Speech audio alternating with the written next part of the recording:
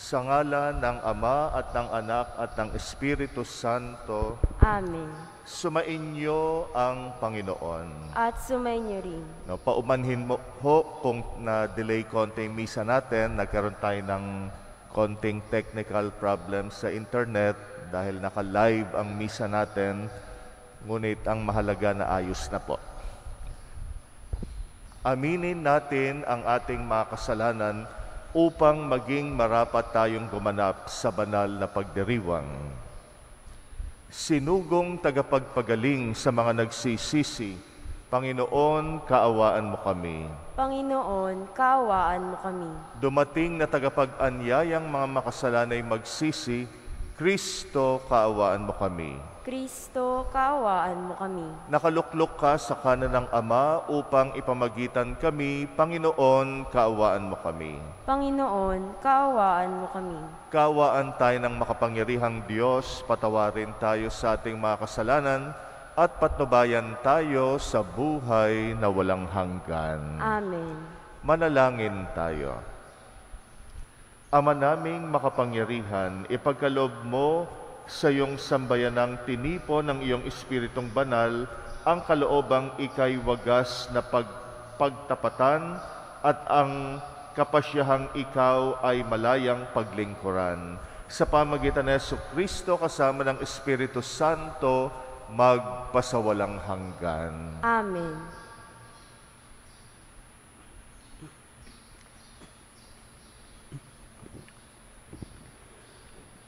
Pagbasa mula sa mga gawa ng mga apostol. Noong mga araw na iyon, sinabi ni Pablo sa matatanda ng simbahan ng Efeso,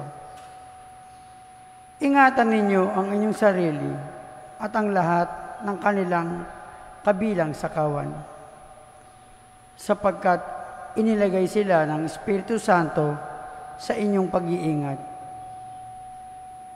Pangalagaan ninyo ang simbahan ng Diyos na kanyang tinubos sa pamamagitan ng kamatayan ng kanyang sariling anak.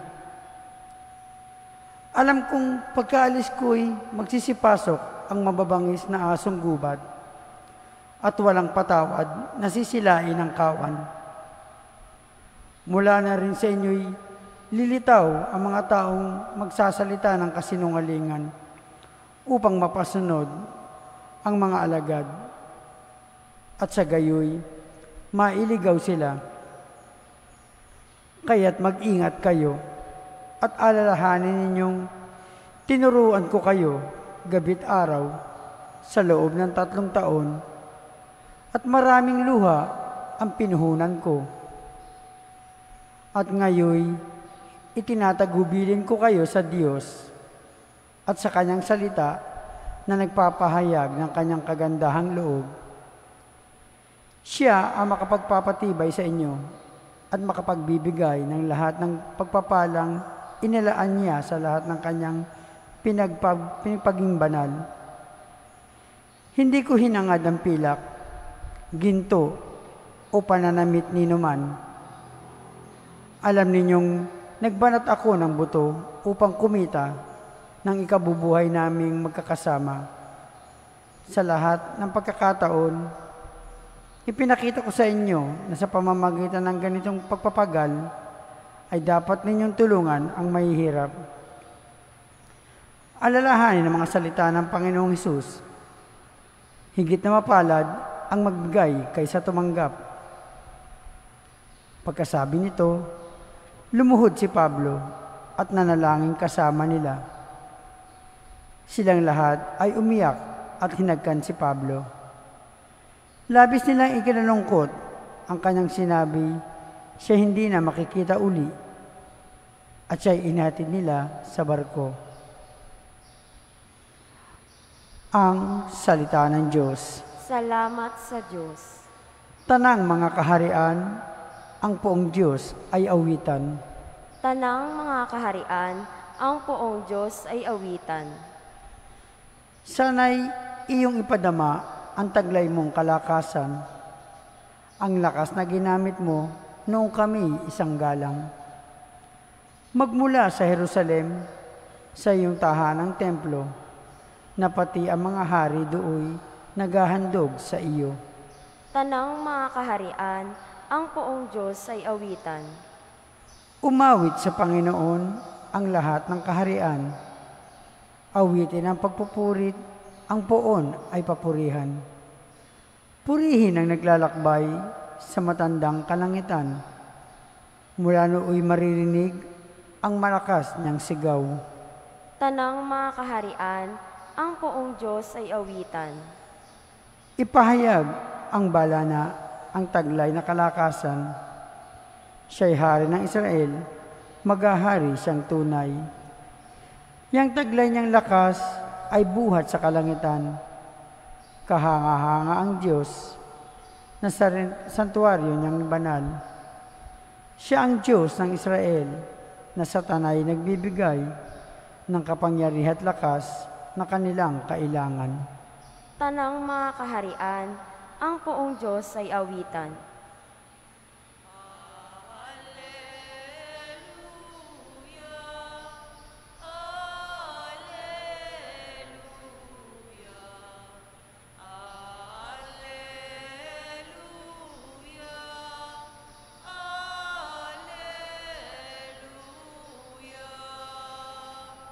Amang Diyos ni Jesucristo, ang salita mo'y totoo.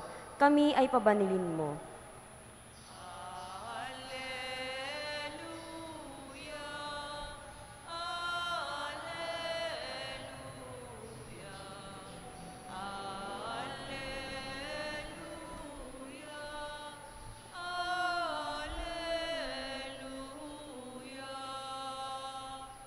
Sumainyo ang Panginoon. At sumainyo rin. Ang mabuting balita ng Panginoon ayon kay San Juan. Papuri sa iyo, Panginoon. Noong panahong iyon, si Jesus ay tumingala sa langit, nanalangin at ang wika, Amang banal, ingatan mo sila sa pamagitan ng kapangyarihan ng iyong pangalan. Pangalang ibinigay mo sa akin upang sila'y maging isa, kung paanong tayo'y iisa. Habang kasama nila ako, iningatan ko sila sa pamagitan ng kapangyarihan ng iyong pangalang ibinigay mo sa akin. Inalagaan ko sila at ni isa'y walang napahamak, liban sa taong humanap ng kanyang kapahamakan upang matupad ang kasulatan.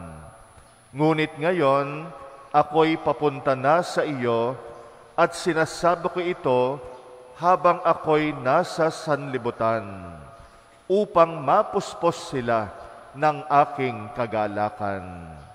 Naibigay ko na sa kanila ang iyong salita at kinapuotan sila ng sanlibutan, sapagkat hindi na sila makasanlibutan, tulad kong hindi makasanlibutan. Hindi ko idinadalangin alisin mo sila sa sanlibutan, kundi iligtas mo sila sa masama. Hindi sila makasanlibutan, tulad kong hindi makasanlibutan. Italaga mo sila sa pamagitan ng katotohanan. Ang salita mo'y katotohanan. Kung paanong sinugo mo ako sa sanlibutan, gayon din naman sinusugo ko sila sa sanlibutan. At alang-alang sa kanila'y itinalaga ko ang aking sarili upang maitalaga rin sila sa pamagitan ng katotohanan. Ang mabuting balita ng Panginoon. Pinupuri ka namin, Panginoong Jesucristo. Patuloy nating pinakikinggan ang panalangin ni Jesus sa ating ebanghelyo ngayon. Ito'y mahabang panalangin. Sinimulan pa natin pakinggan kahapon pa. Panalangin niya bilang pare. Ito yung priestly prayer ni Jesus. At tungkulin ng isang pare yung ipanalangin yung mga tao, ipamagitan sa harap ng Ama. Ganito ang ginagawa ni Jesus ngayon dito sa narinig nating Ebanghelyo. Pinagdarasal niya yung mga alagad niya at pati na rin tayo. Meron tayong mahalagang leksyon kay Jesus kapag nagdarasal, na kapag nagdarasal tayo, hindi lang yung sarili natin ang ipinagdarasal. Kung sa mga dasal mo, puro mga pangsarili mo lang pangailangan, kulang ang dasal mo. Nakukumpleto ang dasal natin kapag pinagdarasal natin ibang tao. Pinagdarasal natin yung kapakanan ng iba. Pag pinagdarasal natin ang kapakanan ng iba, tayo mismo nagagampanan natin yung pagiging pare natin. Tandaan natin, lahat tayo nakikibahagi sa pagkapari ni Kristo. Kaya yung tuwing magdarasal tayo, wala tayong dasal na pang sarili lang. Yung panalangin natin, laging kasama ang iba. Ganon nakukumpleto yung panalangin natin. At sana araw-araw meron tayong pinagdarasal na ibang tao.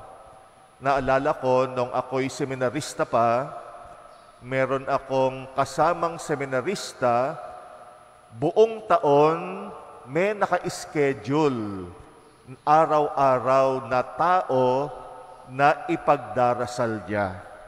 Araw-araw. Kaya nga, pati ako, naka-schedule. Sabi niya, itong araw na ito, ikaw ang ipagdarasal ko. Lahat ng rosaryo ko, misa, at lahat ng panalangin ko sa araw na yan para sa iyo. Kaya nga, medyo na pukaw ang aking kalooban. Ang galing naman. Araw-araw, meron siyang isang tao na ipagdarasal. At ganon tayo. Araw-araw, meron tayong ipinapanalangin. Araw-araw, may mga tao tayo, lalo na yung mga kapatid nating talagang nangangailangan ng dasal. Maraming tao, kakilala natin, kasama natin, na talagang kailangan ng dasal. Alam natin yan. Kaya wag na nakakaligtaang ipagdasal sila. Lalo na yung mga may sakit, yung may mga matinding problema sa buhay, yung mga naliligaw ng landas, o yung dumaraan sa pagsubok ng buhay, sari-sari na dahilan. Kaya nga araw-araw may dahilan tayo para ipagdasal ang iba. Kaming mga pare, ipagdasal nyo rin dahil matindi ang aming tungkulin. Kaya hindi lang kami ang nananalangin para sa inyo, kayo rin ipagdasal ang mga pare. Meron ngang movement, may grupo na ang tanging ginagawa nila, ipagdasal yung mga pare. Yung parang pray for priest movement, may ganon dati. Ewan ko lang kung nag-e-exist pa. No, kaya ipagdasal natin ang isa't isa. Pag pinagdarasal natin ang ibang tao, may nababago sa atin. Tandaan natin yan. Kapag hindi lang sarili mo ang pinagdarasal mo, lagi mong pinagdarasal yung ibang tao, pwedeng hindi siya magbago. May mga ganon, pinagdarasal natin, pero sadyang matigas ang ulo nung pinagdarasal natin, kaya parang walang nababago sa kanya. Kaya nga dito rin sa Ebanghelyo, sabi ni Jesus, lahat niligtas niya, hindi napahamak, maliban sa isa na pumili na siya'y mapahamak. May mga tao na choice nilang mapahamak. Pero gayunpaman, patuloy yung pagdarasal natin sa kanila. Hindi man sila magbago, kahit pinagdarasal natin, pero sa atin may nababago. Kaya nga tuwing pinagdarasal natin yung ibang tao, merong nababago sa atin. Nagiging mas katulad tayo sa puso ni Jesus na nagmamalasakit, nagmamahal. No, kaya nga, pag hindi pagka pinagdarasal natin yung ibang tao, mismong tayo nahuhubog yung kalooban natin. Natuturuan tayong magmalasakit. Natututo tayong maging mabuting pastol katulad ng ating Panginoon. Nagiging mahabagin tayo. Nagiging mapagpakumbaba tayo. Lalo na pag pinagdarasal mo yung kaaway mo, natututo kang magpakumbaba. Kinalaunan, pag pinagdarasal mo yung kaaway mo, dati hirap kang patawarin siya, pero matututunan mong patawarin siya. Ganon ang grasya ng pagdarasal para sa ibang tao, lalo na kaaway mo. Kaya pag nagkita kayong muli, malambot na yung puso mo, hindi na kasing tigas ng dati. Kasi pinagdarasal mo siya kahit hindi niya alam. Yung kaaway mo na gumawa sa'yo ng hindi maganda. Kaya ganon ang bunga ng panalangin. Tayo mismo ay nababago. Kaya wag na makakalimot tayo, ipagdasal ang ibang tao. Sabi ko nga, unahin mo muna yung iba, ihuli mo na yung sayo. Pagka ganyan ang ginagawa mo, kahit sa aktwal na buhay, uunahin muna natin yung iba kesa sa sarili mo, na isang dakilang katangian ng pagiging isang banal at alagad ni Kristo.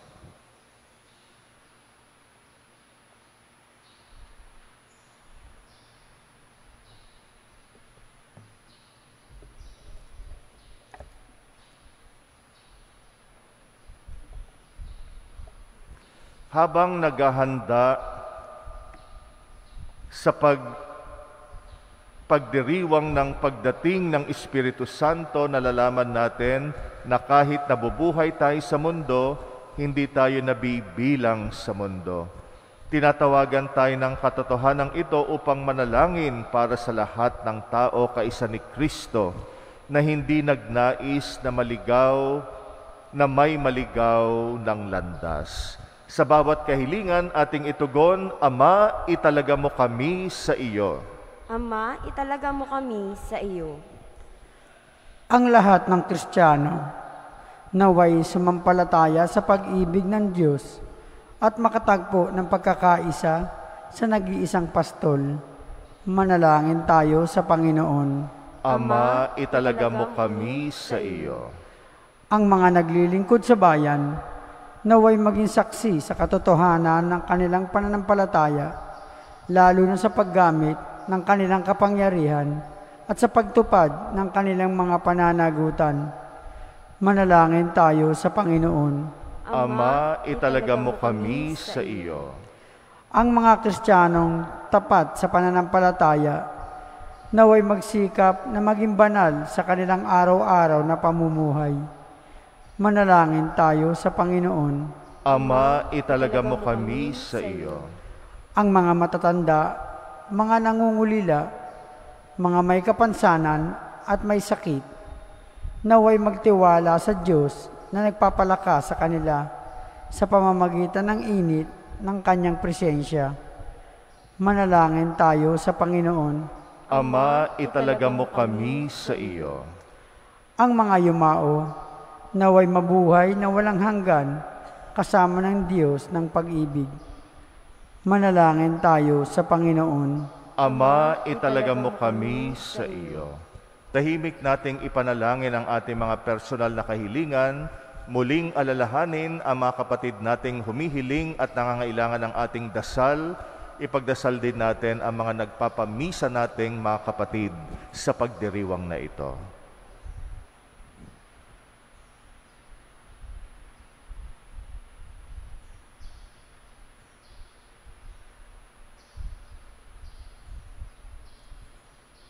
Panginoon, ipinapanalangin namin hindi lang ang aming pangsariling pangangailangan, kundi ang pangangailangan ng ibang tao. At nawa, Panginoon, dinggin mo ang panalangin namin para sa kapakanan ng iba. Ikaw na aming Panginoon, magpasawalang hanggan. Amen.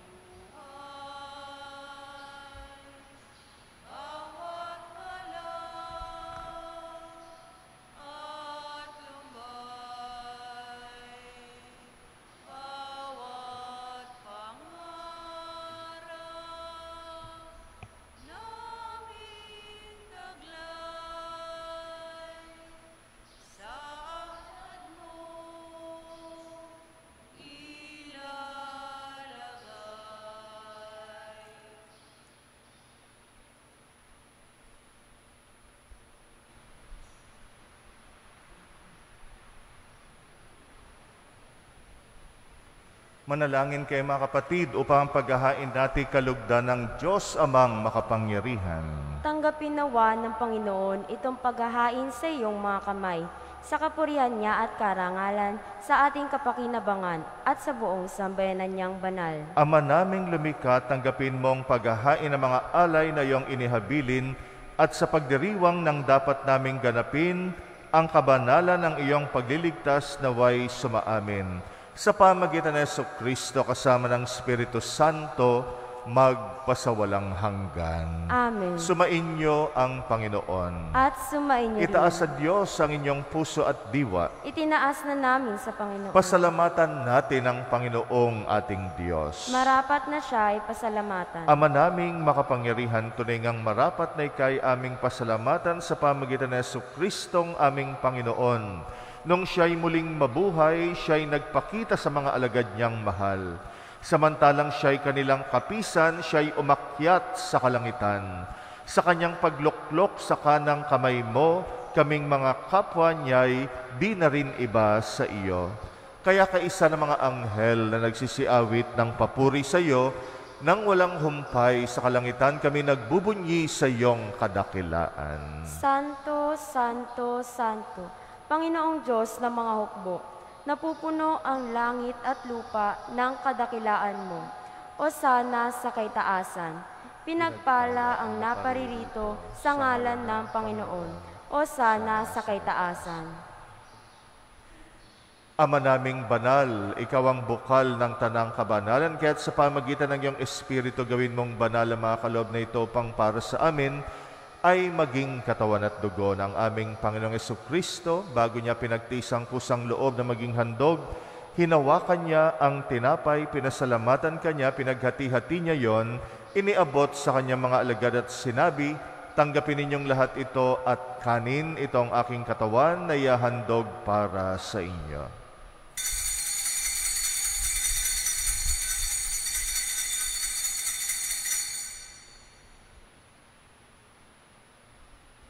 Gayun din naman nung matapos ang hapunan, hinawakan niya ang kalis, muli kanyang pinasalamatan, iniabot niyang kalis sa kanyang mga alagad at sinabi, tanggapin ninyong lahat ito at inumin, ito ang kalis ng aking dugo, nang bagot walang hanggang tipan ang aking dugo na ibubuhos, para sa inyo at para sa lahat, sa pagpapatawad ng mga kasalanan, gawin ninyo ito sa pag-alala sa akin.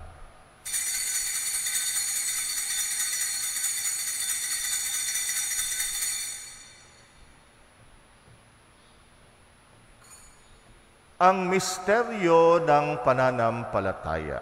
Si Kristo ay gunitain, sarili ay inihain. Bilang pagkait inuming, pinagsasaluhan natin hanggang sa siya'y dumating. Ama, ginagawa namin ngayon ang pag-alala sa pagkamatay at muling pagkabuhay ng iyong anak. Kaya't inaalay namin sa iyong tinapay na nagbibigay buhay at ang kalis na nagkakaloob ng kaligtasan. Kami nagpapasalamat dahil kami yung minarapat at tumayo sa harap mo para maglingkod sa iyo. Sinasamo namin kaming magsasalo sa katawan at dugo ni Kristo ay mabuklod sa pagkakaisa sa pamagitan ng Espiritu Santo. Alalahanin mo rin ang mga kapatid naming nahimlay na may pag-asang sila'y muling mabubuhay. Gayun din ang lahat ng mga pumanaw, kawaan mo sila at patuloyin sa iyong kaliwanagan. Kawaan mo at pagindapatin kaming lahat makasalo sa iyong buhay na walang wakas. Kaysa ng mahal na Birheng Maria na ina ng Diyos, ng kabiyak ng puso niyang si San Jose, kaysa ng mga apostol at ang lahat ng mga banal na namuhay dito sa daigdig ng kalugod-lugod sa iyo, may pagdiwang nawa namin ang pagpupuri sa ikrarangal mo sa pamagitan ng iyong anak na aming Panginoong Hesukristo. Sa pamamagitan ni Kristo kasama niya at sa Kanya ang lahat ng parangal at papuri ay sa iyo, Diyos Amang makapangyarihan, kasama ng Espiritu Santo, magpasawalang hanggan.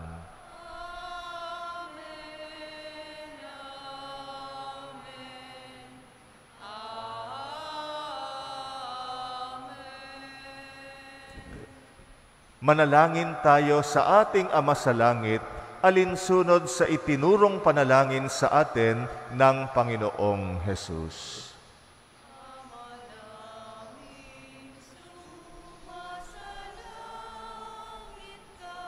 Sambahin ang ngalan mo. Mapasa amin ang kaharian mo, sundin ang loob mo. Dito sa lupa para nang sa langit, bigyan mo kami ngayon ng aming kakanin sa araw-araw. At patawarin mo ang aming mga sala para ng pagpapatawad namin sa nagkakasala sa amin. At huwag mo kaming ipahintulot sa tukso, at iadya mo kami sa lahat ng masama. Hinihiling namin kami yadya sa lahat ng masama, pagkalooban ng kapayapaan, araw-araw, iligtas sa kasalanan, ilayo sa lahat ng kapahamakan, samantalang aming pinananabikan ang dakilang araw ng pagpapahayag ng tagapagligtas naming si Jesucristo. Sapagkat iyo ang kaharian at ang kapangyarihan at ang kapurihan magpakailanman. Amen. Panginoong Jesucristo, sinabi mo sa iyong mga apostol, kapayapaan ang iniiwan ko sa inyo, ang aking kapayapaan ang binibigay ko sa inyo. Tunghayan mo ang aming pananampalataya, wag ang aming pagkakasala. Pagkalooban mo kami ng kapayapaan at pagkakaisa ayon sa iyong kalooban, kasama ng Espiritu Santo, magpasawalang hanggan. Amen. Ang kapayapaan ng Panginoon ay laging sumainyo. At sumainyo rin. Magbigayan kayo ng kapayapaan sa isa't isa. Peace be with you.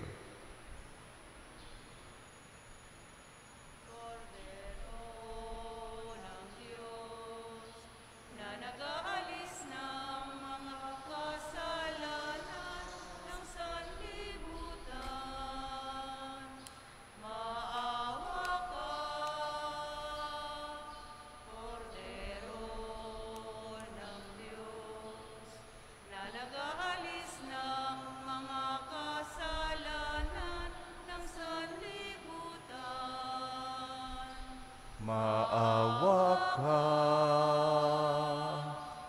Kordero ng Diyos, na nag-aalis ng mga kasalanan. Ipagkaloob mo sa amin ang kapayapaan.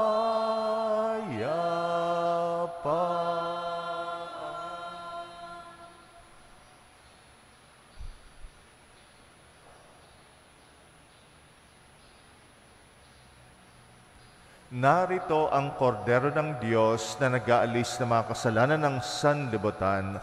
Mapalad ang mga inaanyayahan sa kanyang piging.